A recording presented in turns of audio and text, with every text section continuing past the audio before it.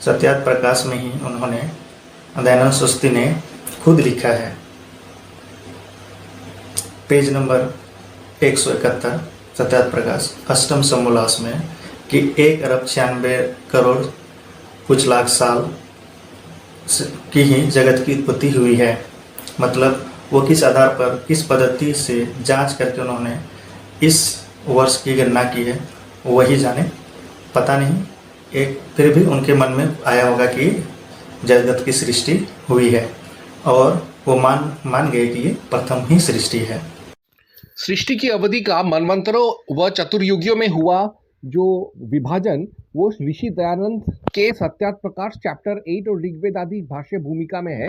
और उन्होंने कहा कि 1 अरब 960 करोड़ साल गुजरे हैं, लेकिन ये जो समय अवधि दिया है वो उन्होंने अपने मन से नहीं दिया।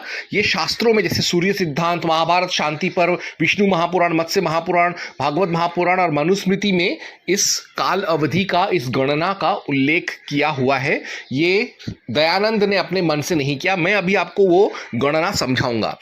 एक संधि या मनु संधि का आपने देखा, एक मनवंतर यानी 71 71 महायुग, एक ब्रह्मवर्ष यानी पृथ्वी का 360 साल, एक कल्प या क्रिएशन साइकिल यानी 14 मनवंतर।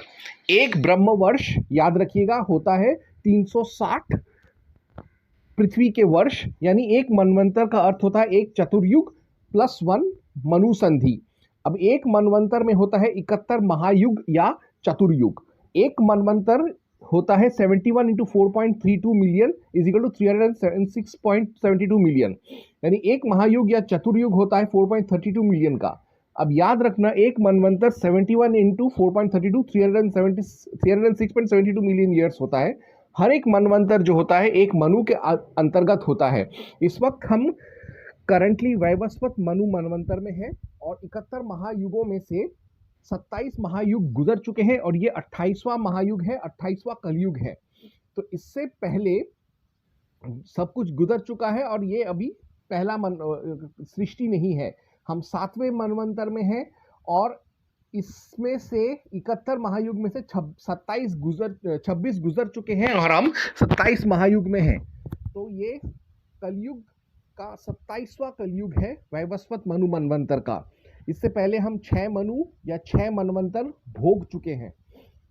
तो पहले के सब जो मनवंतर ऐसे थे, स्वयंभू मनु, स्वरोष्ठी, उत्तम, एटसेट्रा एटसेट्रा।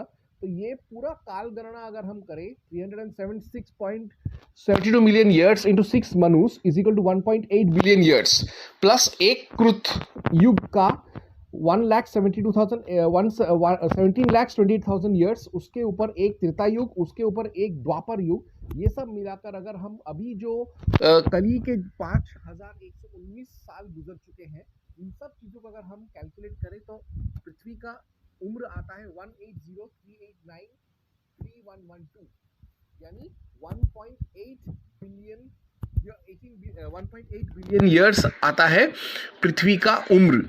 और ये जो उम्र दिया है स्वामी दयानंद सरस्वती ने और बाकी शास्त्रों ने, ये बिल्कुल सही दिया हुआ है। ये गणना मैंने सूर्य सिद्धांत के हिसाब से दिया है। इस वीडियो को आप पॉज करके एक एक फ्रेम आप ठीक से आप देख सकते हो, और इसमें कोई त्रुटि नहीं है। यानी हिंदू मान्यता के हिसाब से पृथ्वी का उम्र है 1,803,893,119 180 ऐसे करके दिया हुआ है।